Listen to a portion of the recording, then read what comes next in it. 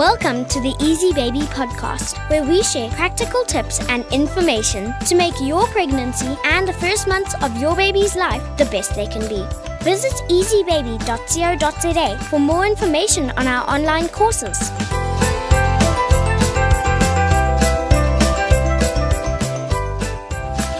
Hello, moms and dads, and welcome to the second episode of the Easy Baby podcast series, and our second in the mini-series on why babies cry.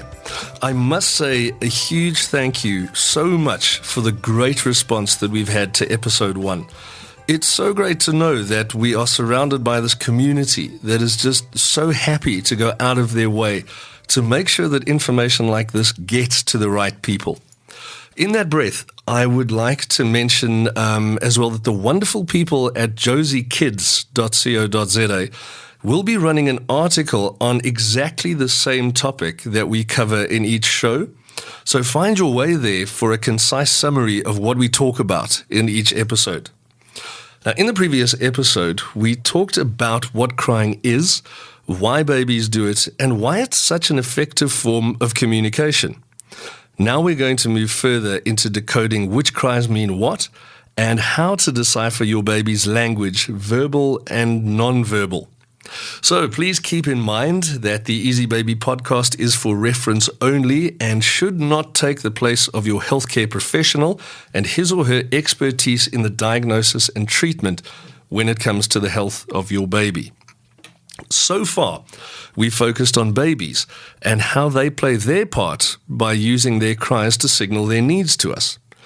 Now, as parents, we have the tougher job of, first of all, having to interpret these cries, and then secondly, having to act appropriately. So this means that we need to use every tool available to us to help understand what our baby's needs are and how best to remedy them.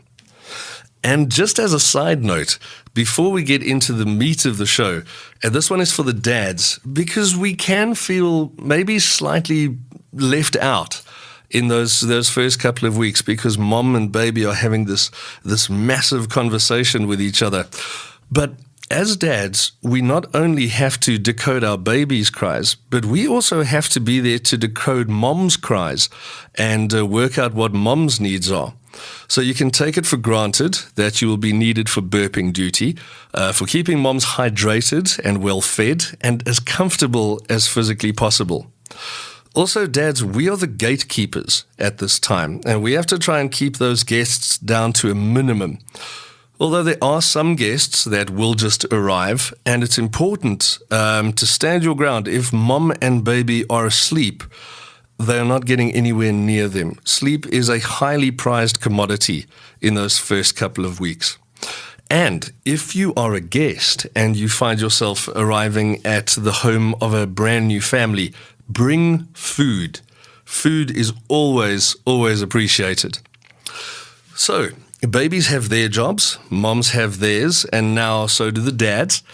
And there's this sneaky contribution, this third contribution that we're going to make to our babies as parents, and that is speaking parentese. Now, it sounds silly, but don't underestimate it, because this is the way in which our babies learn their emotional communication skills. It's an instinctual way of interaction that all parents, and adults for that matter, unwittingly use when we talk to babies. And according to researcher Elliot Blas, we've been doing this since we began to walk upright. And just as babies' cries are there to attract the loving arms of the parent, this parentese is there to cradle and soothe our babies at a distance. And the research shows that a sudden burst of baby talk from parents can stop lonely cries in their tracks. So what is parentese? Well, it's musical. It has rhythmical phrases and words that tend to be long and drawn out and repeated. And it's also, it comes together with this over-exaggerated, slowed down facial expressions and big body language that babies can see and learn. And in time, this is what they start to mimic.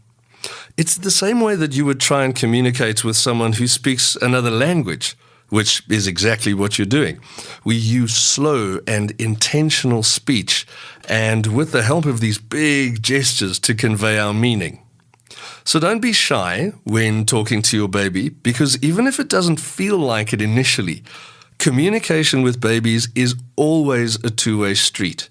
And the better we understand our kids, the better they understand us, and the more confident we both become, and the faster our babies learn about the world around them. So when you approach a crying baby, it's important to understand that he doesn't know why he's called you specifically. He just knows that something in or around him is becoming less comfortable than it was, say, a few minutes before. And that thing needs to change so that he can get back to that state of being comfortable again. Think of it as a pre-verbal version of, I need a ...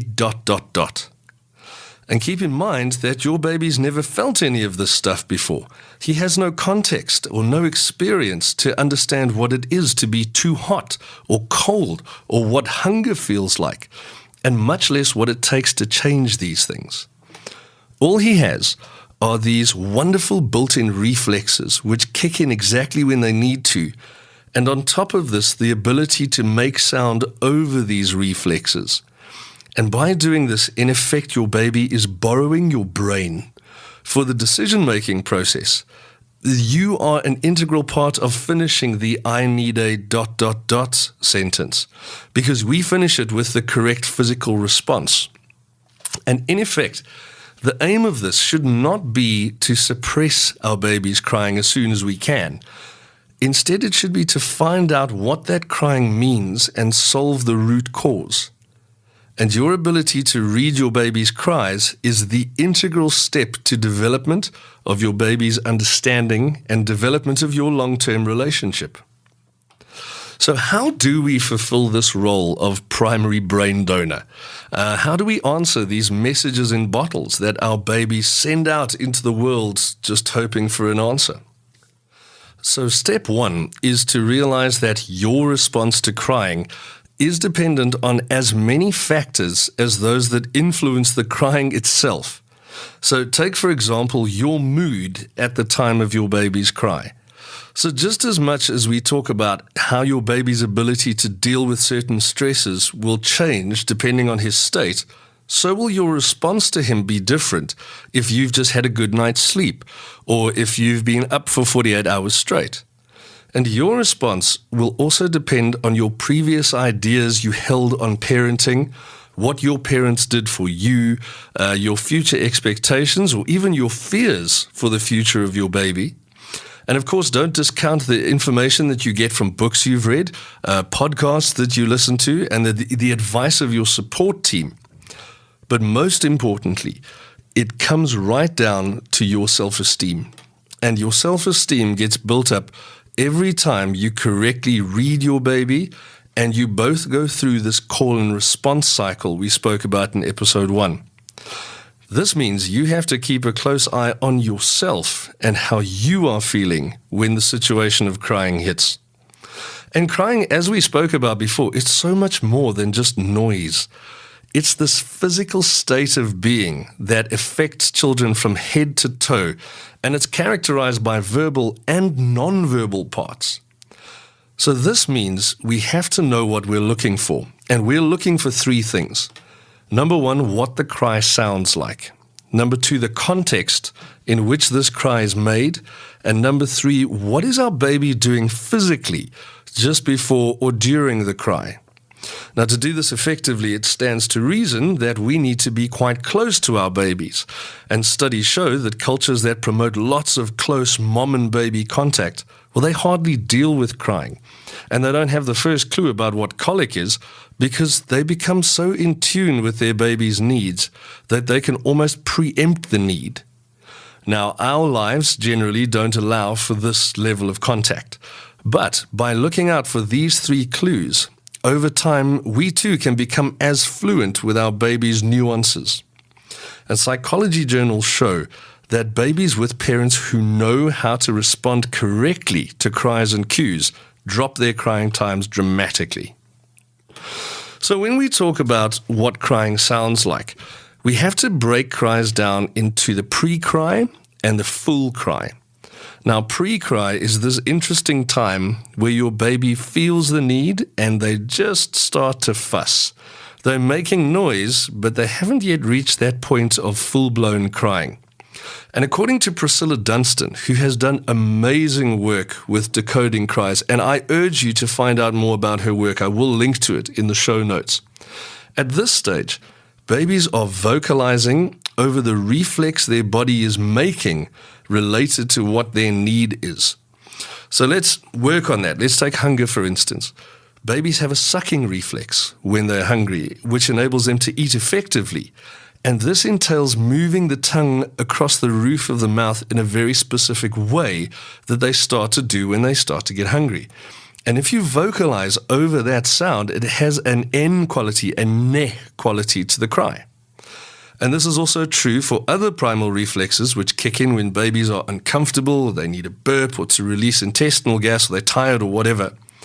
And each of these reflexes and the vocalization over them, each of them have their own unique sound. And it is so much easier to decode that cry at the pre-cry point. Because when babies move into the full-blown crying, sounds tend to get distorted and it becomes a lot more difficult to decode. Another important aspect when we look at the sound of a cry is the tone. And tone consists of pitch and rhythm and length and intonation of the cry, and it's where the magic of decoding your baby's cry happens. By being able to tune into these different aspects of the acoustics of your child's cry, you start to be able to unlock the child's language and the meaning. And tone divides crying broadly into two groups, the basic cry and the emergency or pain cry. And as you can imagine, being able to distinguish between these two at the drop of a hat is massively important. And nature has come to the rescue because it gives you the tools to do this instinctively. Let's have a look initially at the basic cry. It's a relatively low-pitched sound for a cry, and it is the quintessential "I need you ... cry. And babies use this cry when they are, for all intents and purposes, physically fine. They're not ill, they're not in danger, but they have a need. They need something changed in their environment. So they're too hot or cold or hungry or tired or bored or whatever happens to babies. And they need your assistance and your input into this situation before they're able to relax again. And again, I cannot recommend using the Dunstan baby language technique highly enough to isolate and decipher these cries. And the earlier you get to these cries, the better you understand them. Also important to understand that these cries are graded signals. And that means that the less they are attended to and the longer they go on, the more intense they will become over time. And miscommunication between babies and caregivers generally happens over these cries. When babies are left too long and the cries escalate to the point of screaming if they continue to be ignored, and then they become impossible to decode. Now, the second cry is that emergency or pain cry. And this hopefully is the one that you will not become too familiar with within those first 3 months, because it is that horrible one. It's the one that sends ice down your spine and it stops you in your tracks. It's been scientifically shown to be different from that basic "I need you ... cry in a number of ways. So if we look at a pain cry, it begins with a very sharp intake of air and it's followed with periods of breath holding. It has a longer duration than the basic cry, and it can be more dysphonic. And dysphonic means wrong, so it can become hoarse or bleating or have a hollow quality to it. And the rhythm changes inside this cry. The pitch moves up and down, just like an ambulance siren. And just like an ambulance has other ways of attracting your attention, like it has flashing lights and distinctive markings, babies in this pain situation also give a host of physical signs to signal their distress to you, and we will get to those later. But the most important difference between the basic cry and the cry of pain is the pitch. And pitch describes how high the main note, or the fundamental frequency of that cry is. And it's the most important aspect when it comes to diagnosing ill health in your baby. Abnormally high-pitched cries have been shown to be the best indicators of sickness in babies. It's even more reliable than temperature or dehydration. So basically speaking, the higher the pitch of the cry, the more serious the message your baby is trying to convey. And this can be so specific that some diseases even have their own specific pitched cry that is linked to them and can be used to diagnose them if we use spectrometry equipment. But now, how do we, as parents at home, without this fancy equipment, how do we work out if our baby's cry is too high-pitched? Is it irregular? Is it dysphonic? Well, we don't have to stress about that because nature has given us a free spectrometer in our brains. So how it works is the higher the pitch of the cry and the more the pitch varies and the less rhythmic it becomes, the more unbearable and the more aggravating it becomes to the adult brain. So you have the ability to, without understanding the mechanism, know that your baby is communicating something serious about his health status. And interestingly, parents usually report that babies with these kind of cries cry for longer. But then when you go back and check the duration of the cry, it's similar to the non-pain cry in duration. But because of the character of the cry, we find it so much more aggravating. Please feel free to contact the show at any time with questions you may have or topics you would like us to cover in future shows. Email us at info@easybaby.co.za.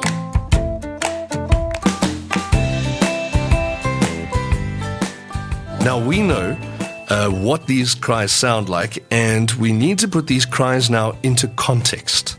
So what do we mean by that? Well, what time of the day is your baby crying? Is it early evening? Because that's a time that's known to have low milk supply for moms. Are you approaching a feed time or a sleep time? How long has it been since you've changed the nappy or checked the baby's temperature? Is baby due to sleep soon? What usually happens at this time of the day? Is your baby reacting differently than normal to the same routine? All of these clues give us extra information about what our babies might need. And our last clue, to physically look at our babies when they're crying. What do they look like? What are they doing physically? Are they giving us cues and clues as to their needs by what they're doing with their hands or their face or their whole body? Now, according to Dr. David Lewis, way before babies become verbal, they have a fully fledged lexicon of words, like this non-verbal dictionary of words that they throw at us to tell us what they want. It's just that we don't see them properly. And lots of these develop out of those basic reflexes we were talking about and then go on to become part of their usual communication. So you got to look for things like, is he sucking his fingers? Is he avoiding eye contact? Is he rubbing his eyes? All of these signs are part of his silent language, which we must become fluent in. And for this part of looking at the cry, I highly recommend The Sensory Baby by Meg Forer. It's a great resource to get more in tune with the signals and cues, and I will link that in the show notes as well. So now we know what it is we're looking for, and now we have to follow through and take down our notes in a cry journal. And this is done for every bout of crying. And we want to know when it started, how long the bout continued for, how intense was the crying spell out of 10, what did baby do physically leading up to and during the cry, was anything due to happen just before or after the cry started. Now, noting these down, this allows you to start to see patterns emerging in your baby's day. And you can learn what your baby's normal cry pattern is. Once you have that normal cry pattern, it allows you to assess his real needs, and we're not just taking shots in the dark anymore. It gives you a sense of what's normal for your baby, and more importantly, it lets you see when the pattern is changing. Because any big change in a crying pattern is a cause for concern, and you should have it seen to. So having a resource like a journal to fall back on means that you won't automatically respond to babies crying emotionally. It allows you to step back for a sec, to hear the cry, to think it through, and then to act appropriately. So let's start to take all of this information and let's put it into practice. We look at some of the basic cries first. We look at the hunger cry. It is the cry that you are going to hear most in a healthy baby in those first 3 weeks of life. And according to the Dunstan method, like we've talked about, that tends to have a ne sound because it's based on the sucking reflex. It is a basic cry, so it has a low pitch and it has an on and off quality to it. It happens with regularity because babies get hungry often, because their diet consists mainly of very easily digestible casein or whey protein, which is processed really quickly. So you should be able to negate the majority of this crying by picking up how the baby is feeling during that pre-cry phase. And you look for those physical cues of hunger, which are fist sucking and rooting and tongue sucking. And hey, if you're a mom and you start lactating, guess what? It's generally really easy cry to pick up and to decode, but you have to watch out for growth spurts because they happen around every 3 or 4 weeks. And the hunger cry, you hear it consistently. Babies just want to eat continually. And by keeping your journal, you start to pick up that something has changed in the pattern. The tired cry, also a basic cry, so it has that basic character. But the tired cry tends to generally escalate more quickly than the hunger cry. And it has more of a drony quality to it. And for the musicians out there, there's a vibrato inside the tired cry as well. It's associated with an O, a round mouth shape. And picture it as the equivalent of an overtired toddler moaning at you. And you kind of get the picture. It's associated with physical cues of eye rubbing, lack of eye contact, and of course, yawning. So this cry generally happens when babies need a nap, but you'll also hear it after they've been in a stimulation-heavy environment and they're trying to get rid of excess tension. The cry for attention is the opposite of the tired cry, in that it builds slowly from a quiet niggling to more and more vocalization until it becomes a cry. The cry also tends to stop and start as they fling their hands around and try to make as much noise as they can and shift their position. And this is easily sorted out by picking baby up or maybe even letting baby just hear your voice, that parentese, or maybe see your face just to let him know that you're still around. The uncomfortable cry can be associated with wet or dirty nappies, but there's research that shows that it's not about the nappy changing. So it's not about the nappy going from wet to dry. A lot of the time, it's more about the interaction that they have with you that comforts them. Now, this can also be about baby being too hot or too cold or wanting another change in its environment. And interestingly, if you're going to check your baby for being too hot or too cold, put your hand on their tummy. It is a much better indicator of their temperature than trying to use one of their limbs. The uncomfortable cry also has the potential to change character into the emergency or pain cry if the situation becomes bad enough. And speaking of those pain cries, within the first 3 months, they're generally going to come from one of two places. They can, of course, come from many other things, but here are some of the general places you may get it from. There's that colicky gas cry, which has that high-pitched cry that comes out of the blue and it changes rhythm constantly. It tends to be more interspersed with grunts and pushes and breath holding as your baby tries to clear the gas in the bowel. The physical cues associated are baby pulling into a ball really flexed with the fists clenched and the knees up to the chest with a red face and a pained-looking face as well. And this can happen anytime, but it usually tends to happen in those early evenings or 10 to 20 minutes after your baby's been put down to sleep. At the practice, we do teach a range of techniques to clear this gas, which is effective at relaxing babies. Also, another place that you might find the pain cry is with acid reflux. Now, I know this is horribly overdiagnosed, but if your baby does suffer acid coming up the esophagus, they get a very clear, distinct, high-pitched, screechy sound.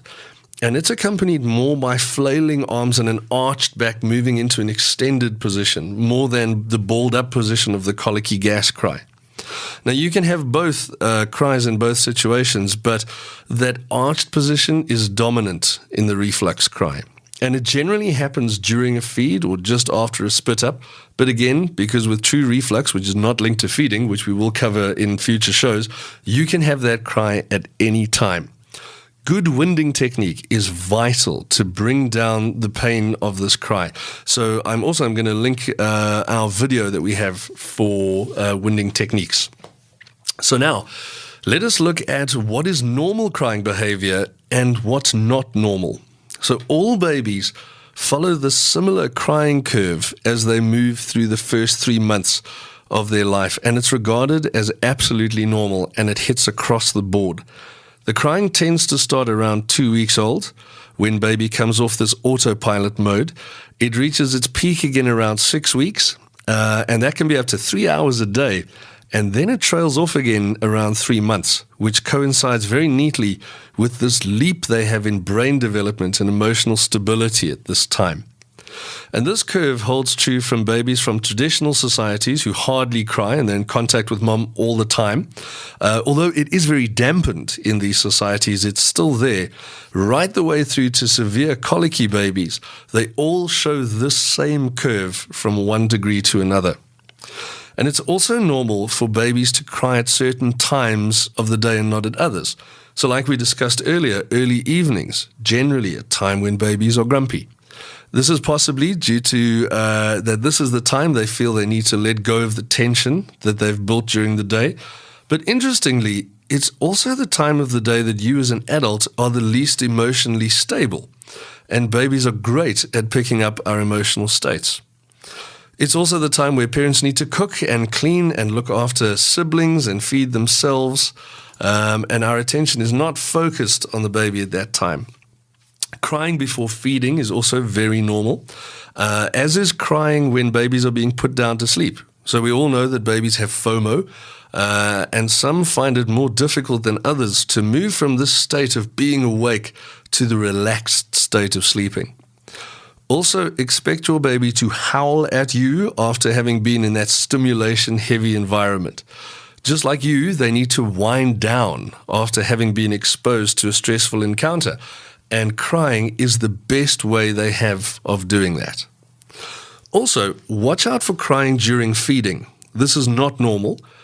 Babies need to be comfortable and relaxed during this time to be able to latch well and to be able to take in food properly without swallowing in too much air. Crying directly after feeding and during the burping process, also not considered normal. It may be related to possible gas buildup from poor feeding or a number of other issues. Also, look out for crying 10 to 20 minutes after baby's been put down to sleep. This should be the most restful time of your baby's day, while he relaxes and he gets a chance to digest his day and digest his meal. And the big one to watch out for is that out-of-the-blue, high-pitched scream. And we'll talk about that later in other episodes. So that being said, there are a few systems out there that can help you take what we've learned here and put your baby's cries into even more context for you. There is a system that is called purple crying. There's a system called easy and a system called help. And these systems have been put together by researchers to help you in decoding your baby's cries. Don't respond to crying emotionally. Hear the cry, think it through, act appropriately. Making decisions without assessing the situation more often than not lands you in hot water. And sometimes the best action to take is no action at all. If you've been through your checklist, which should run in this order: pain, hunger, tiredness, uncomfortable, hot, cold, dirty nappy, and change in environment, and if none of these are changing and you know that your baby is not in any pain, maybe your baby just needs an ear to listen to about how hard his day has been. Ask my wife. She has to do this with me routinely. Either way, that is the end of episode 2. Again, I hope you found value in this episode. And if you did, please make sure that you give us a 5-star rating on iTunes and Stitcher Radio. This really helps us get our message out to the moms and dads that need it. We will be back in about 2 weeks with another episode. We're going to be talking about colic when we come back. So thank you very, very much for downloading the second episode of the Easy Baby podcast, and we will catch up with you later. If you enjoyed this episode, please subscribe. And remember to check out our pre- and postnatal education courses at easybaby.co.za. You got this.